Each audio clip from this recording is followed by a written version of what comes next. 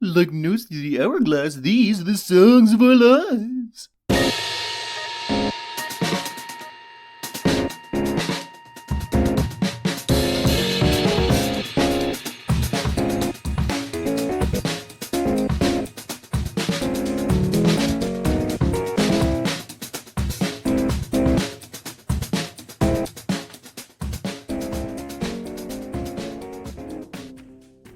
Hello and welcome to the latest episode of Songs of Our Lives. I am Brad Rose. I'm a musician, a composer, a writer, the founder of Foxy Digitalis, and someone who thinks about sound and music far more than is healthy. Each week I invite on a guest, often a musician, and we talk about the songs that have kind of left their mark and been with them on whatever journey they're on. I don't know. It's the stuff that's important that you can't get away from. This week, my guest is the one and only Andrew Weathers. Was really excited to have Andrew on here because I think he's been part of, in one way or another, of so much music over the last, I don't even know how long, decade plus, that has been really important to me.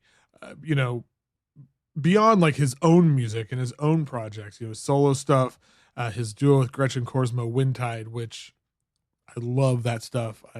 Quick mention of their tape on Notice Tapes that came out towards the end of 2023. He also is an audio engineer and has mastered so many incredible records and really helped those records shine. So Andrew's awesome. And we had so much fun. This was just, I don't know, like when we did this over Zoom, and it just made my day. We did it, I think, like pretty early in the day, and like, mid morning, and it just really, God, I remember walking away from it just thinking like, gosh, this was just fulfilling. So highly recommend checking out his newest record, A Cardinal with a Sign of Blood. It is a absolutely beautiful, tremendous record, and it is unlike anything. I can't think of a record I've heard that sounds like this, that is conceptually like this. Yeah, I just can't get enough of it. It is out now on Full Spectrum, which is the label that he co-runs, and talk about a rabbit hole of incredible music. But anyway, as I mentioned, we recorded this on Zoom, I don't know, a month ago, and had a wonderful time. Made me feel really good. I hope it does the same for you.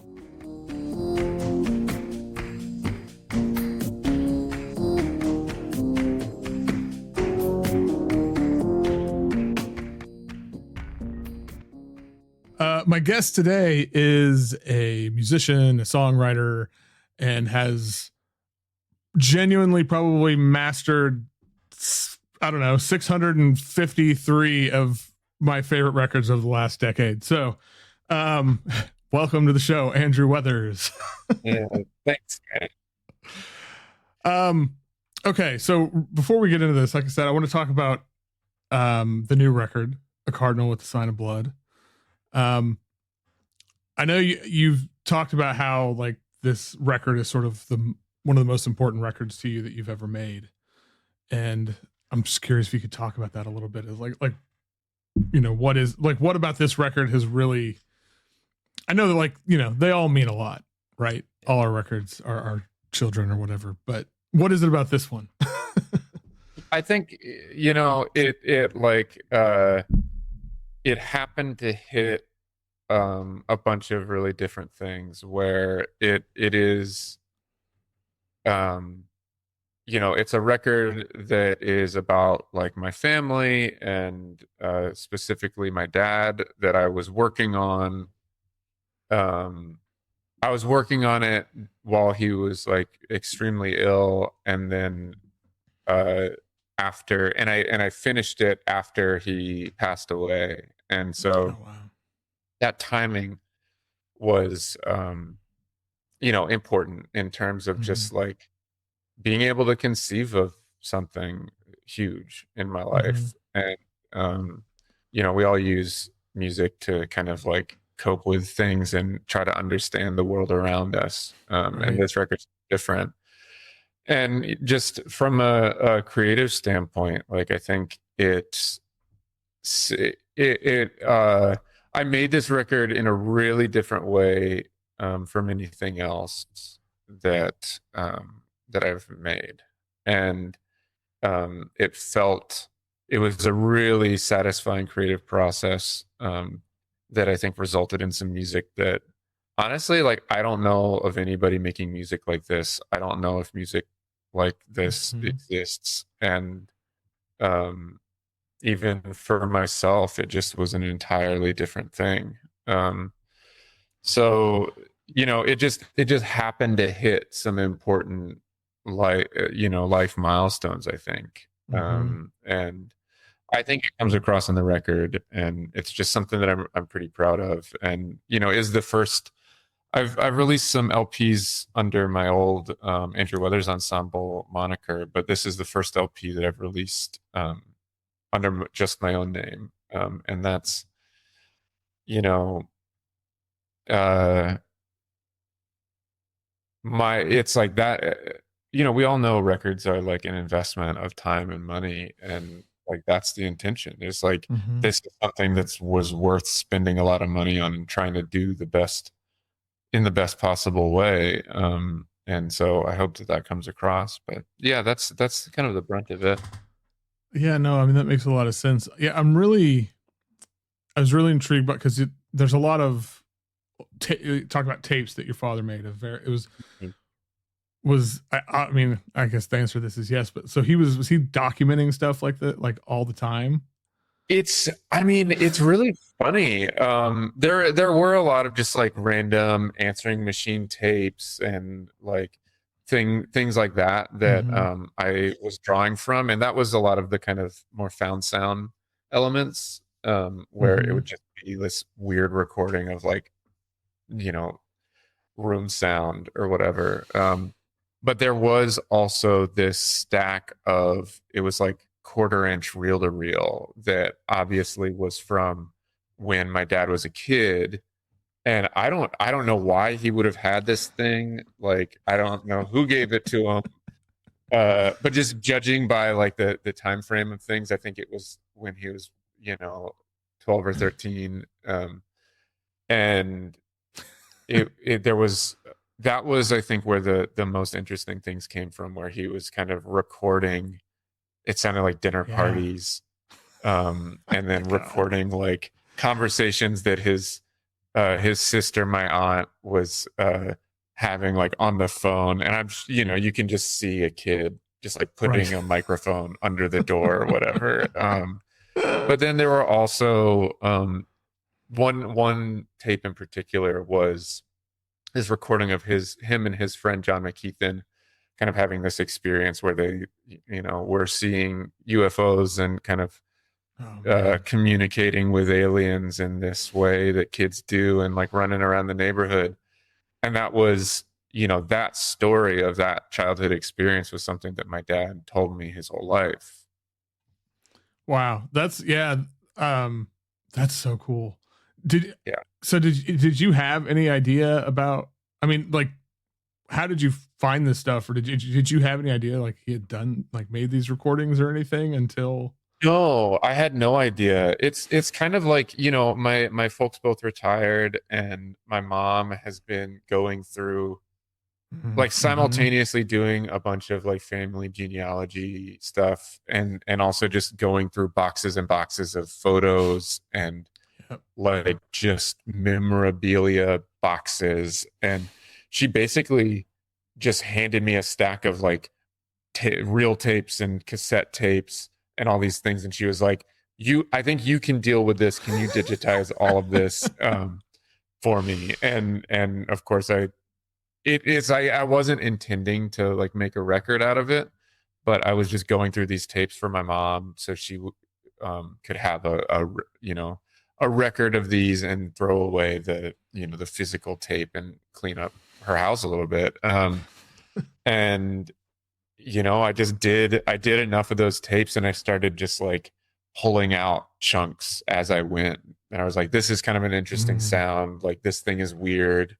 And so I ended up with all this material and started constructing something around it. That's so interesting. And I think it's interesting too, just thinking about that, like these ways that maybe we are, because obviously you have made a life out of recorded sound, and and like these ways that, oh, we have these connections to our parents or our family that maybe we didn't even know about. And um it's really fascinating to like listening to the record then and thinking about all these different contexts and relating it to my life in different ways. I mean, it's it's really special. Yeah, I think it's a special thing, and it is sound is something that we can work with in this very like alive way of it.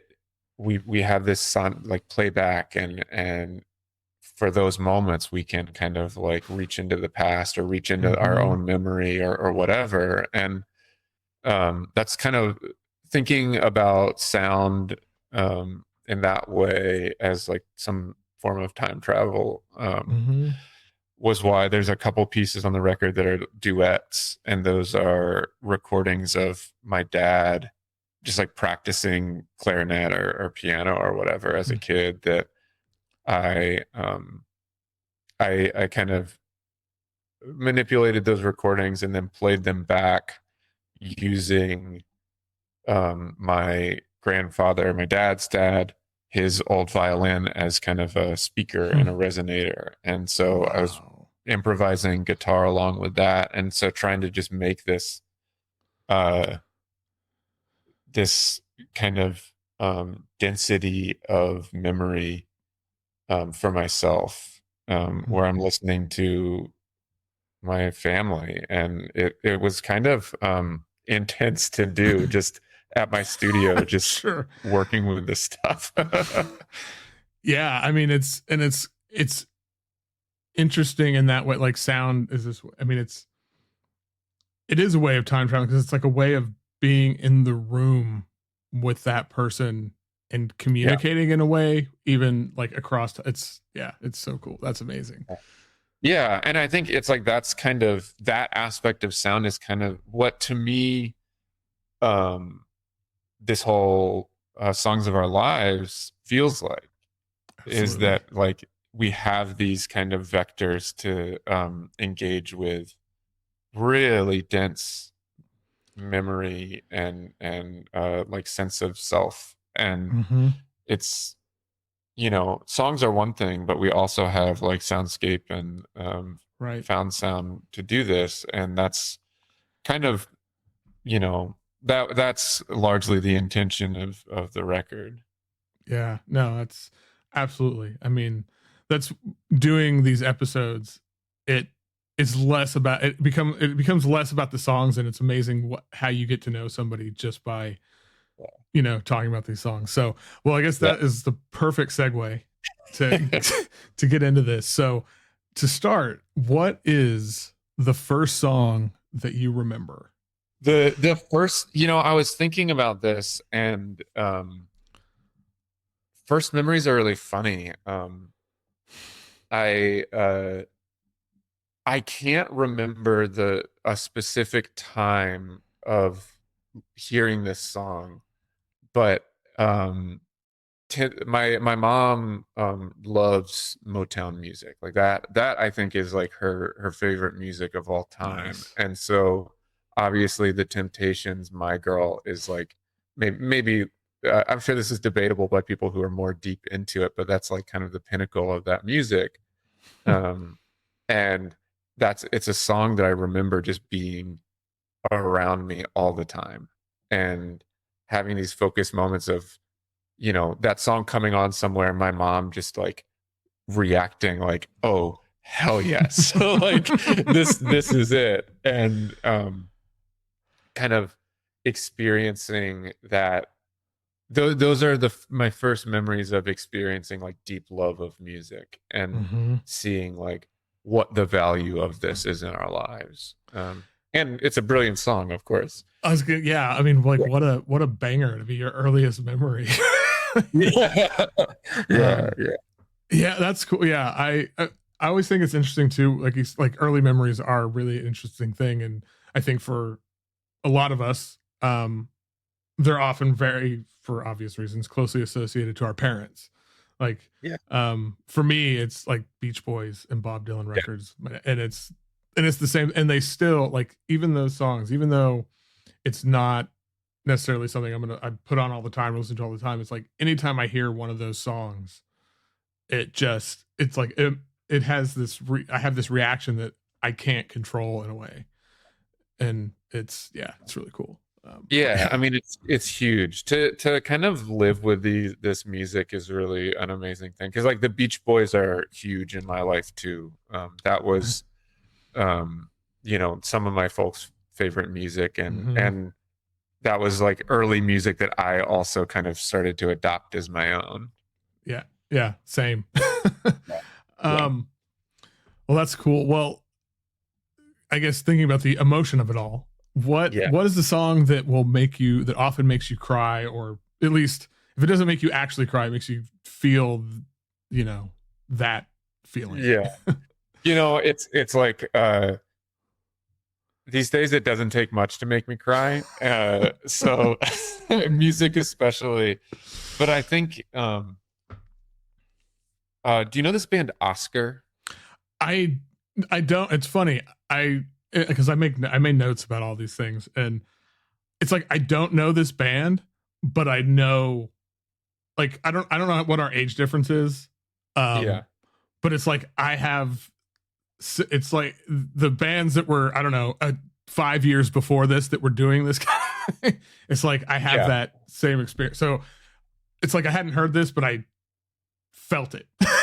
It's like the zone it's in. Like they put out like 2 records on Epitaph in the early 2000s, and like kind of disappeared after that. I think that they were probably like 18 when they were recording this music. Wow. But their second record, Idol Will Kill, is like legitimately, I think it's a perfect record. Like it's, if not my favorite record of all time, like one of my favorites. Wow. And I've lived with that record my whole life. Like it came out, I think, when I was like 11 or 12, and somehow I found it, and like it's been with me since then. And so the song Kinetic on that record, it's like in the back half of the record, is just, I kind of like weep on hearing it almost no matter what. And it's this song and you can hear that he's like a young dude, like a teenager, kind of like coping with the fact that he's getting old and like losing steam a little bit. And you just see this, now, like I'm 35 and I see that, I'm like, dude, you're 20, like shut the fuck up. But it's really there's a thing about it, this kind of like weird navel gazing, like woe is me feeling that it just brings me back to like kind of all of these different moments where this record has helped me. And it's, I was thinking about it when I was like putting this list together, that like I've spent 20 years with music by Oscar. And that's really kind of nuts. And so all of those songs, but Kinetic in particular, just has so much like buried in it and within it for me that like I can't even really explain why I cried at that song in particular, but that's just the one, Yeah, no, I get it. I mean, when I was like 14, in that age, like West Coast punk, and I don't know where they're from, but like West Coast punk was like this obviously I have a fucking podcast about Rancid. Like I mean, they're from San Diego. Like it's that same group of folks. Yeah. And there are songs like not this song, but songs like this where it just puts me in a very specific place and I can feel the emotion. And you know, when you're, yeah, like, I mean, shit, I'm 44 and hearing a 20-year-old think about like, oh, I'm getting old. It's like, dude. Yeah. But I also remember being like 20 and 21 and thinking, and at the time I was working some shit retail job with a bunch of like 17 and 18-year-olds and thinking like, God, I'm old. I'm getting like, I can't keep up with these kids. Yeah. But yeah, no, I like I said, I hadn't heard this, but it was, there's a lot of stuff that we will talk about that I'm like, I haven't heard this band, but I know this thing. Yeah. Well, kind of on the opposite side of that, like, what is a song that will always put you in a better mood? Do you know this group, Highwaymen, that was like kind of like a country music super group? Yeah, it was like the country version of like the Traveling Wilburys or something. Right? Yeah. It's like Waylon and Willie and Johnny Cash and Chris Christopherson, and their hit is also called Highwaymen. And yeah, and it's amazing, and it's like fucking Johnny Cash singing about being an astronaut and like all this. It's just such a nutty tune. But the production is really, it's in that kind of like 80s countrypolitan mode that I love. And like when the town that I lived in for a long time, Littlefield, is the hometown of Waylon Jennings. And so when we bought the property and like we're getting ready to move out there, got really deep into Waylon Jennings. Nice. And like this, at the same time, there's like a documentary about the Highwaymen coming out. Oh, and wow. It really is this thing where they're like these four dudes that are just kind of best buds and made a band to hang out with each other and like play all of their favorite tunes together. And it just kind of like, that particular song just encompasses a lot of like hope and the kind of really the point of music for me, which is like being with the people that I love. And so that tune, and it's just like, it just rips. It's just a great song. Yeah, it's one of my notes here is it's like Johnny Cash and Willie Nelson hanging out on a yacht being weird. Yeah, I mean, that's the whole thing. Yeah, and it's like they're each like singing about this like weird reincarnation thing of just like, I was a highwayman, but then I came back as a sailor or whatever. And it's just, it's like really bizarre. Yeah, I remember when I first heard this, a while ago, and just my first reaction being like, what the fuck? And then but it's, there's a level, like you said, it's a bunch of dudes hanging out with their friends, having a good time, and making, and like that feeling and that sort of spirit is so embedded in the music that I can totally understand why this would put you in a better mood. Like, you can't help but smile when you listen to this. Yeah, totally. And like anything like those four dudes are up to. Come on. Well, what, Andrew Weathers, is objectively the best song of all time? Dude, this was a really hard one. Good. I mean, obviously. But I think that like this American Analog set is like, I think maybe the like pinnacle of a rock band to me, that they had this like very particular sound and they've gone for it for years. And also I've just been thinking about them because they just released their first record in 18 years. Right. It's fantastic, and like I haven't really heard anybody talk about it or anything except for Mari, who's like the only other person who loves Amen Set that I know. That tracks. Yeah. But their song, it's like the first song on Know by Heart is punk as fuck, and I think it's just it's a perfect song. Like the tone of the snare drum is great. Like it's catchy without being like sing-songy or corny. The vocals are perfect, and it has this like very particular mood, and especially as an album opener, it's just like it hits, and like it kind of like contains the rest of the record within it, and that's just an amazing thing to do as just a songwriter. And I just love that song so much. I love that band so much. And I think that's like a really, both of those things, being able to take your entire album and encapsulate it in a song in a way that doesn't feel like, I don't know, that feels so hard to me.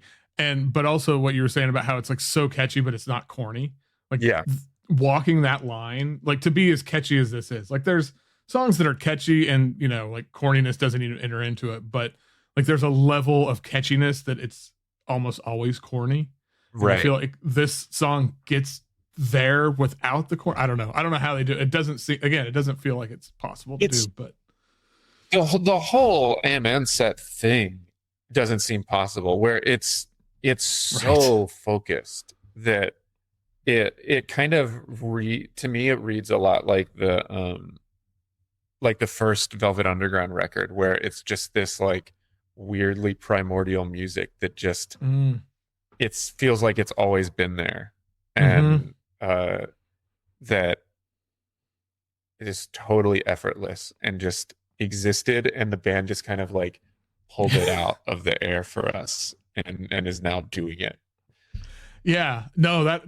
And it's really interesting too, thinking about that, because there are I don't know if there's a lot of music like that, but like I think about like a lot of Terry Riley stuff to me, or like Laraji. Those are musics that feel like they exist in the ether and they just pulled them down and they're there.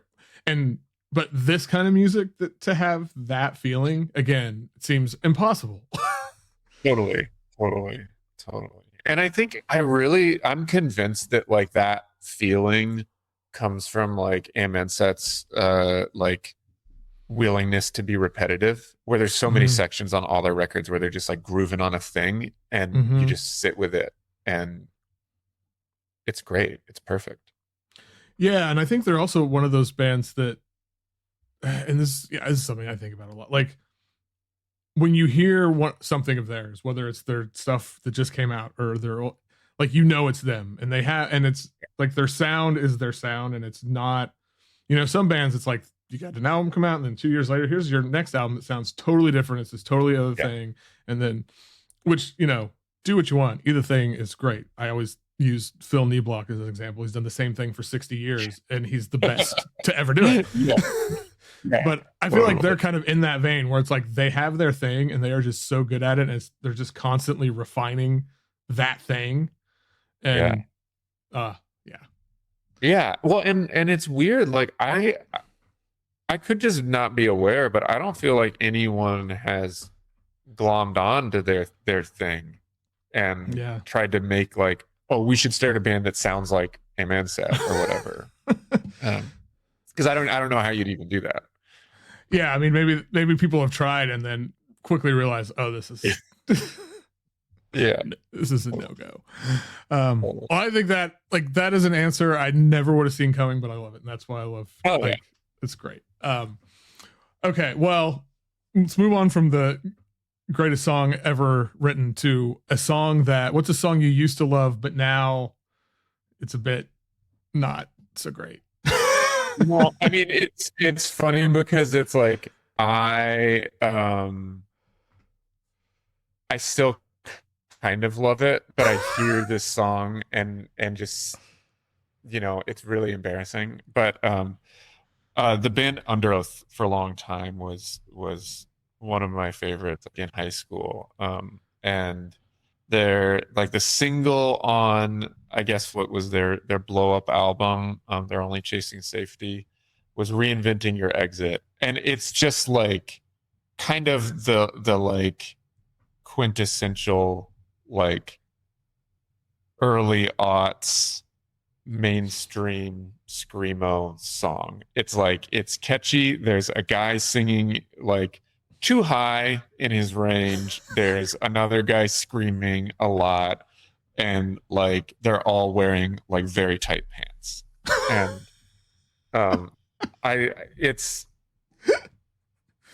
I hear it now and I'm just like, oh, this is like really awful songwriting. This is just like constructing a song in the most boring way possible. But for it just, it's catchy, it hits, and it is like, it is an example of this very specific era that sucked. Yeah, I'm still laughing at the tight pants thing, but yeah, there is a lot of screaming. I don't know. I feel like I've heard a lot of stuff that sounds vaguely like this, and I know of a lot, but it's just better. Yeah. But again, and I mean, they blew up. They were huge for a long. I mean, I feel like they're probably still huge. Honestly, their recent records are really good. But it's just like it feels like cash grab music, Mm-hmm. Yeah, I think that's a good description. Well, on the kind of flip side of that, what's a song that most people, a lot of people, some group of people hate, but you don't give a shit? You love it. I've played multiple venues that have a little sign backstage or like on the stage that say no wagon wheel. Like you are not allowed to play the song Wagon Wheel. Oh my God. And I get that because we've all heard that song so many times, but I really love that song. I love it too. And it's like, it's not just because I'm from North Carolina and they talk about Raleigh and all of this shit, but like I think it's a great song. Like embarrassingly, in the early days that I was touring, I would often have a banjo and I would busk like before in the afternoon before shows or whatever to try to like make a little extra money to get through because I was playing like laptop ambient and not there's no audience for that and so and I would play Wagon Wheel among a lot of other songs, but it's I get why people hate it. I don't fault them, and the Darius Rucker version is not as good as the Old Crow Medicine Show version in my opinion. I'm there for the original or the Old Crow Medicine, the old whatever the fuck.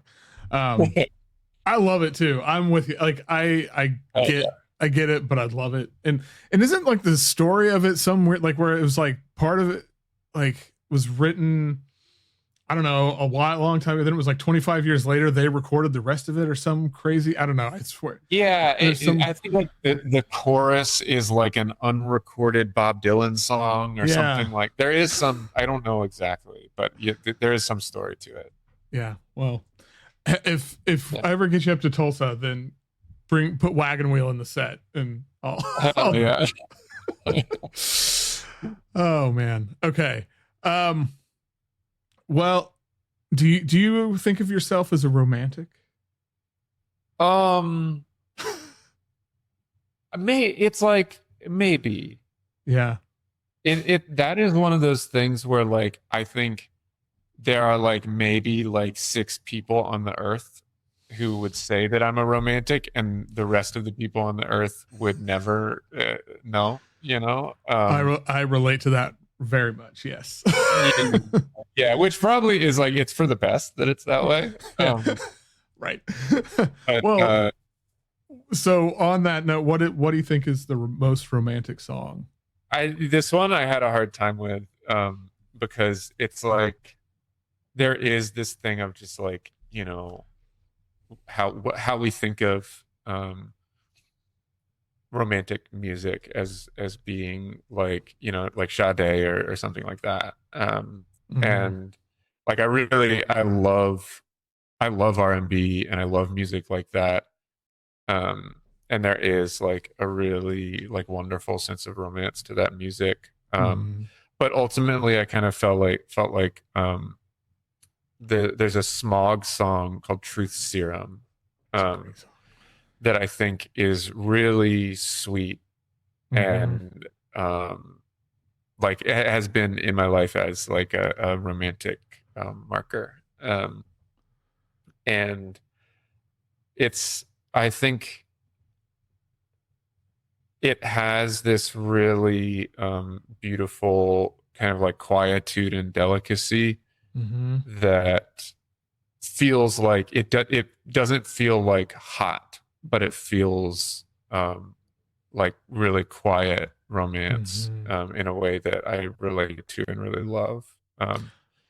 Yeah, I really like this one too. I think it's there. I think that that lightness of it. I think one of the things for me that really sort of like heightens the romantic vibe of it is Jim White and the way he plays drums on it. And it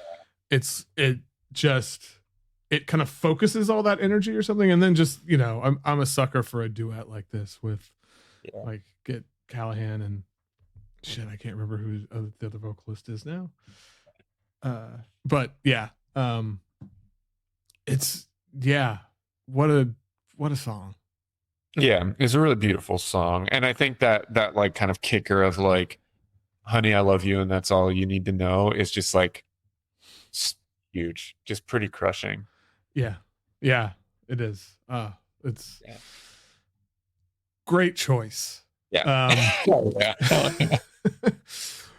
Well, what is a song that changed your perspective on an artist? And it's funny, when I wrote this question, I was thinking of it like in a positive way, like you heard a song and it changed your perspective on somebody for the better. But then I did one of the early episodes, and somebody took it the other way of like, oh, this song told me this group was done, like they were terrible. I was like, oh, that's really interesting. So now I'm always wondering like, oh, where are people going to go with this? So where are we? This one actually made an artist click for me. Okay. So Roy Orbison is one of my mom's favorite artists. And I remember as a kid when I was like getting into music, she bought me this Roy Orbison tape that was, of course, like all of the ballads and all the hits. Right. And I didn't really connect with it. I didn't really dig it. And then driving around West Texas, he's from Wink, Texas. And there's a really wonderful Roy Orbison museum in town that like, it's like part of town hall, and there's a list of phone numbers on the door, and you have to call people in town to see like who picks up and will let you into the museum. And then like inside they have Roy Orbison sunglasses, and they're just like, do you want to put them on? And like, oh my God. It's this totally goofy thing. It's so funny. And funny, they have one of those like walls with bricks of donors listed on it. And there's a brick that has Chris Corsano, Northampton, Massachusetts, on it. And I remember seeing that and just thinking like, that rips that Chris is like, I guess, a big enough Roy Orbison fan to have donated enough to pay for a brick. Amazing. But so, I went to this museum just because it's out there, and ended up listening to a bunch of Roy Orbison music because I knew, I was like, this didn't connect when I was a kid. Maybe it's time. And I Drove All Night is like latter day Roy Orbison, like mid 80s, with this like insane like new wave production value to it. And for what, like, I don't know, it just hit. And the lyrics are wildly creepy and like problematic and weird, but like it's a great song. And I think it just made me connect with what he's doing, of being this like really amazing vocalist who just like rocks the fuck out of a ballad. And that was my entry into the rest of his catalog. And I think because of that, I kind of prefer the latter day. Like there was that album that David Lynch produced where he re-recorded his back catalog, that I think is like brilliant, and it's like the sort of thing that you hear about it and it sounds kind of like, why would somebody do that? But it's amazing. Like his voice really like matured into something truly incredible, and now like I'm like a huge Roy Orbison fan. That's awesome. I don't remember when Roy Orbison clicked for me, but there is no voice like his voice. No. And and I love on this song, I really love the sort of the music and his voice in some ways almost feel at odds, because like the music is just like this relentless sort of churning, and then he's just this like phantom angel like over it's amazing. It's so beautiful, and like well, who sings like that? It's nuts. Roy Orbison does. Yeah, Roy Orbison does. We got nobody else. So Roy Orbison is like one of my all-time favorites. No, that's awesome. I want to go to that museum now, really bad. Oh, dude, you really got it. It's really something special. And Wink is like, Wink is such a weird place. It's surrounded by all country, like to the point where like there are oil fields on either side of Wink that have drained out from under the earth, and the Wink is sinking slowly into the ground. It's nuts. Okay, putting it on the list. Going up to Wink. That's great. Okay, well, what are your favorite lyrics, whether it's a song, like a whole song, a line from a song? What's the one? For me, that's been Hot Water Music, Trusty Chords, where there is this like kind of one liner in the middle of it. It's the chorus of like, I hate this place, but I love these chords, where like, of course you're like, yeah, man, like, music, that's the best. But then the whole song is just, and I think this might also just be like indicative of like where I'm at in my life right now, that this song is hitting, that it's just like kind of about being like lonely and like trapped and like drinking too much and just like not really having a place. And like it's really powerful, and just like obviously like Hot Water Music, it just that's some ripping ass music.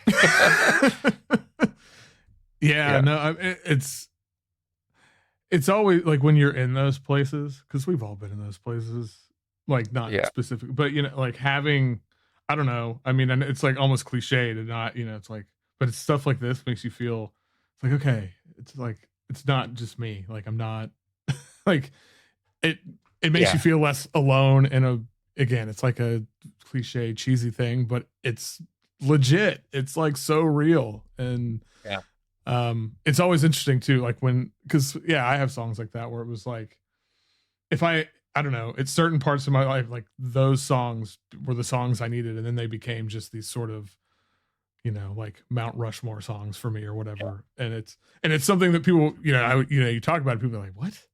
It's like, no, it's and that's why I love this, because it's like, who knew? But it does rip though. So it's so funny because it's like, it has this surface texture of just being like, this is just kind of like a kind of like very masculine pop punk song. Like it can't possibly be about that much or be something so valuable. But like, I think they really hit something there, and like you live with this music and it becomes Mount Rushmore for you. And I'm gonna skip this question because it's also the answer to the last question, and so we can talk about it at the same time. If I'm right, if I remember your answers right, like the song you listen to the most is there's two. It's the answer. You know, I put the song that I listened to the most as there were some of them where I just had to pick two, and I was gonna pick which one I talked about. Okay. I talked about. I guess that's true because for one of them you picked like 5. yeah. The song that means most. Okay. I picked like, and I'm just gonna pick one when we talk about that. Perfect. But the song. Go ahead. Okay, yeah. So, what is the song that you can or have listened to the most? Let's just go with that. It's also a song that makes me cry. Is Wonder Years Passing Through a Screen Door. Do you know this band? No, I had never heard. This was one I had never heard, and it made me like, it instantly made me feel things. Yeah, hell yeah. It's like, it's like they're like early 20 teens, like pop punk. And this song is off their record Greatest Generation, and like I think it came out in like 2010 or 2011, and since then it's just been, that whole record is just like my favorite pop punk record. And that song in particular, it's just all about kind of like being a loser, and like it's about like being on tour, and this thing of just like, like my cousins all have lives and people who care about them, and I'm just like driving and like filthy and in these basements, and like it's a lot, man. And it is this thing of just like, it really captures those moments where like I've chosen this life, and I have no recourse, and it captures the moments of like that being really hard, and in a big way. And I just, there are a lot of moments like that, and so I listen to this song a lot.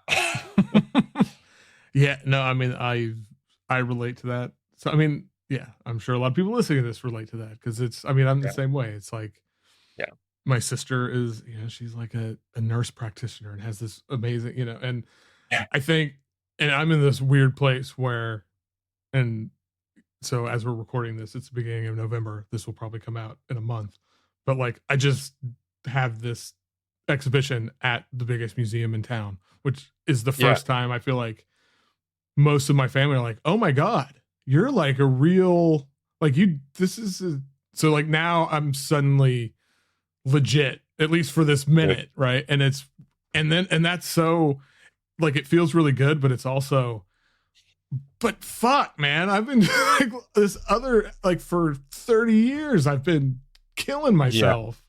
Yeah. I mean, this is the thing, is that like what we do exists in such like a narrow band of the world. And like, it takes these moments of other people recognizing like, oh, you're kind of doing a real thing. And it comes so late. No, and we don't get that many of those moments. No, so I'm savoring every fucking second of it, because I know it's fleeting. But it's like, that's huge that you got to do that. That's amazing. Like, you got interviewed by the fucking the news station. Like, that's wild. And it's like, it's of course well deserved, but like, I know the feeling of like, where were all of you when I did something that was like more meaningful, or like, more work, or whatever the fuck. Yeah. I mean, and it's been a very surreal experience, but that's most of what this life is in a lot of ways. Well, okay. What is the last song that you completely fell in love with? This is a weird one. I found this song this summer. And it's like, it was something that like somebody from North Carolina that I know on Instagram, like just posted like, this is my friend's new song, check it out. And for whatever reason, I checked it out, and the artist is Gay Meat. I don't know who they are, but like, and the discography is there's like only a few records, but the song's Lychee Ice, and it's like a perfect pop song. Like the tone of the guitar is amazing. It has this thing of like these kind of like switching out words, but like repeating the same melody and words, but switching out a word here and there that I really love. And it feels too short, which is great. And like it just is like a really perfect song. And I've been listening to it like I listened to it yesterday, over and over again. And I don't know what it is, but I just think it's a fantastic song and worth checking out. Yeah, I had never heard of this or anything, and I was immediately taken by it. Like, there's something really endearing about it, and it's and like you said, it leaves you. It's like it's the first rule, man. Leave them wanting more. Like, totally. And it does a thing that I really love, where it's like he's singing about like all of these things, and they're all just like inside jokes and like references to his own life and his relationships with his friends. And like it doesn't really it's like, I don't know what lychee ice is. I think it's like a e-cigarette flavor or something. But like it's like, you know, the specificity of it allows you to like kind of like gloss your own life onto it, and I really like, I love it when a songwriter does that well. I have no idea what lychee ice is. I was thinking, I was like, oh, is he talking about like a snow cone or something?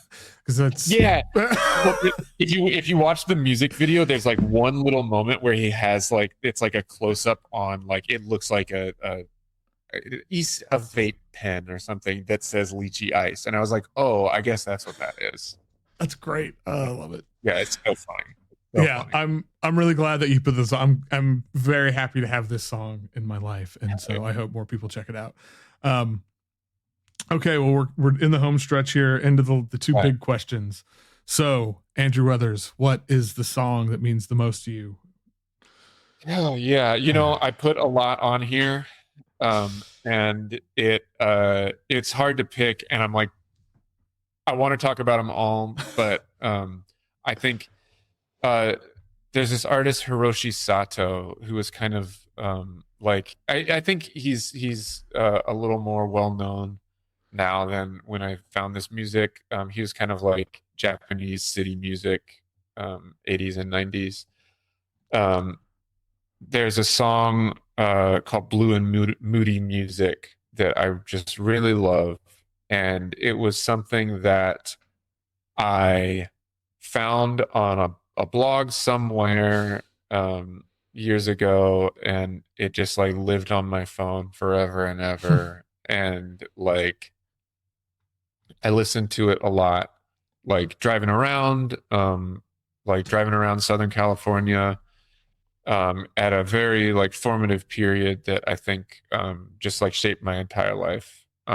And like I don't listen to this song a lot, you know, but it really is. It is so tied to like a lot of like really meaningful, happy stuff. Yeah, it's a great song. I'm a sucker for the Lindrum all over that album. Yeah. Oh yeah. Like totally.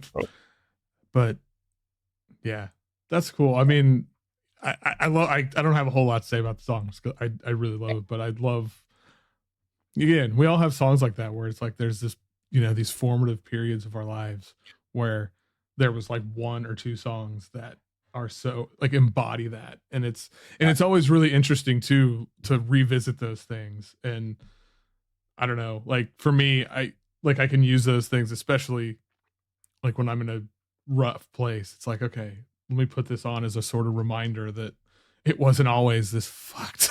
yeah.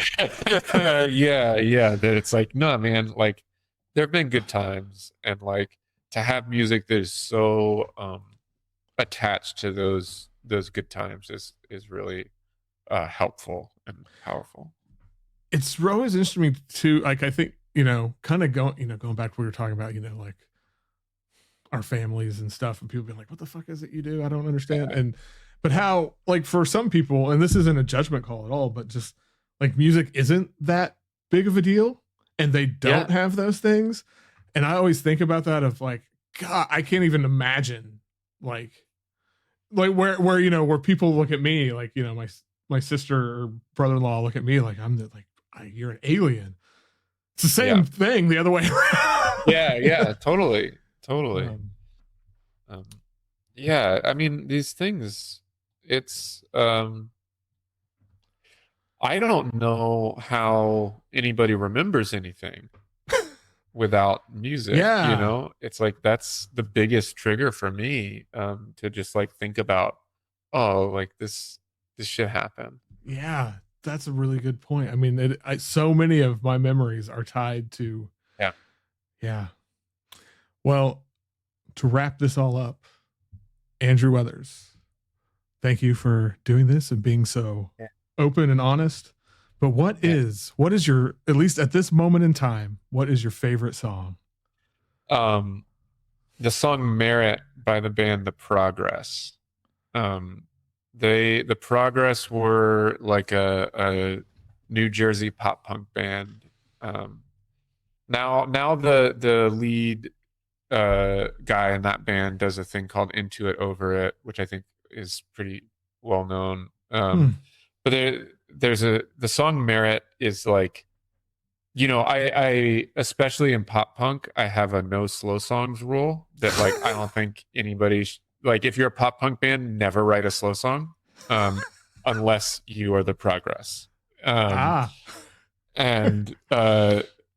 it's like, it's this really beautiful, pretty short song that comes in the middle of this like rock, like pretty rockin' pop punk record. And it's just kind of like e-bowed guitars and vocals, and there's like a drum loop in there. And it's kind of melancholy and about, it's, this is all making me realize that all of my favorite songs are about music and touring and like being kind of like a weird fuck up musician. And this song is all about kind of like trying to like hold your memories of people and like hang on to that and like acknowledge the kind of like growth and new changes in the people that you love. I gotta listen to this whole record, because imagining this in the middle of like a bunch of like pop punk song and stuff. Wow. It's like, it's such a move. And like nobody can, everybody fucks it up. Nobody does it right. Cause you hear the slow song and you're like, no, dude, like, don't give me this like feeling stuff. But like, I think the tone of it, the shift is just really perfect, and it's short, but it hits really quick, and it's not like melodramatic.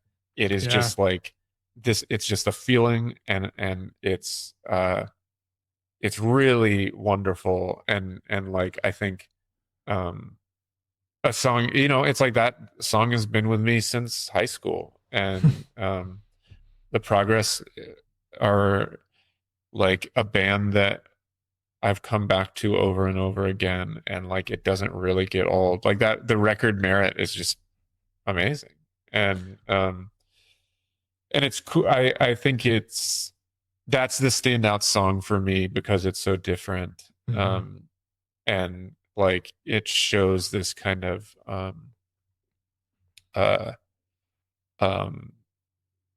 interest in arrangement that I really appreciate, of like a song doesn't have to be like, even though we're a guitar band, like we can do some other things with it. And it kind of like, I think if you're if one's familiar with Into It Over It, you're like, oh yeah, that's the progression, that's the link between these bands, That's cool. Yeah, I'm gonna go listen to the whole thing. I really loved how it's this was very like textural and Yeah.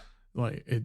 I never, but it still. I mean, it still has that sort of pop punk vibe to it, but it like it's again. I mean, I feel like this keeps coming up, like these things where it feels like this impossible combination, but when people pull it off, it's just magic. Yeah, it really is. And is this still in the Patreon section? Oh no, we're out of the Patreon section. We're out of the. Yeah, I'm going to tell this story. So I did my record, Fuck Everybody, You Can Do Anything. Like I constructed all of the lyrics from Oscar songs, from Drake songs, and a bunch of Progress songs, including this song. And a few months ago, I can't remember his name. I feel like a jerk, but the singer of Into It Over It and the Progress emailed me and was like, "Hey man, like I saw that you like I love this record, and then I realized you shouted out the Progress," and I was like kind of blown away because I never would have thought that it would have found its way to him. And I wrote this email that he's like, I love this stuff. Maybe like we can do some music together. And that was like amazing because I would love to produce a record with him or anything really. And I think that he didn't realize that like I actually just ripped off all of his lyrics. And so I wrote an email that was like, "Man, thank you so much for music. Like I like use your lyrics and like they're so meaningful to me, and like, you know, I'm just kind of like I never would have anticipated you actually hearing this music." And I think maybe he didn't realize that I was using his lyrics, and he never wrote me back after that. And that's okay. I get that. I never asked. I didn't ask for permission, and like because it's just like I'm just like some chud. Like no one's ever gonna hear this. But if he does, maybe that'll come back around one day. That's amazing. That is like the perfect story to end this on. I don't know. I don't know if I've heard that record. Yeah, I'll have to go look it up after we. Yeah, I think that came out in 2015 when Foxy was. That was that was when I'd gone to ground. Yeah. A much deserved break. Yeah, wish it had been in better circumstances, but we won't bore the listeners with that. Well, like I said, that is a perfect story to end this on. So, yeah, A Cardinal with the Sign of Blood is out now on Full Spectrum. I'm assuming it's on Full Spectrum. Yeah, it's on Full Spectrum. Anything else coming up in the next couple months you want to plug? I'm having this like rush of records coming out at the end of the year, which is kind of cool. I have a solo saxophone tape out on Sound Holes in a couple weeks, or it's probably out now by the time anybody hears it. There's a quartet record with me, Jason Kahn, Gretchen Korsmo, and AF Jones that is out on Personal Archives, which I'm really proud of, really stoked about. And yeah, that's the brunt of it. I'm always releasing music, too much music, but there's more. But Cardinal is the big one, you know? Yeah, solidarity. I'm always releasing too much music. And I'll never stop. Yeah, totally. All right, well, everybody stay tuned. And Andrew, thank you for taking the time. Anytime, man. I really appreciate it. Thanks for having me, Brad.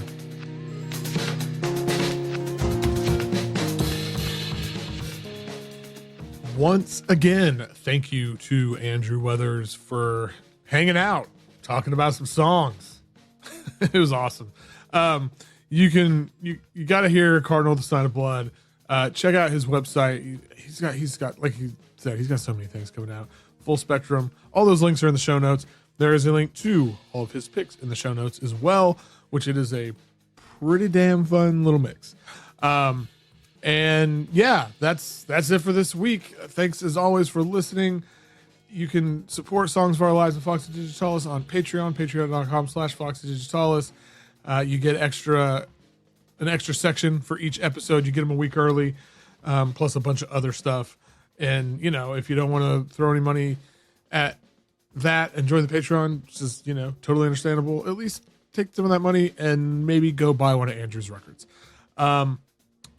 Otherwise, you know where to find me, foxydigitalis.zone, whatever social media, holler at me, send me an email, send me a voicemail, do whatever. And while you're doing it, listen to whatever the hell you want.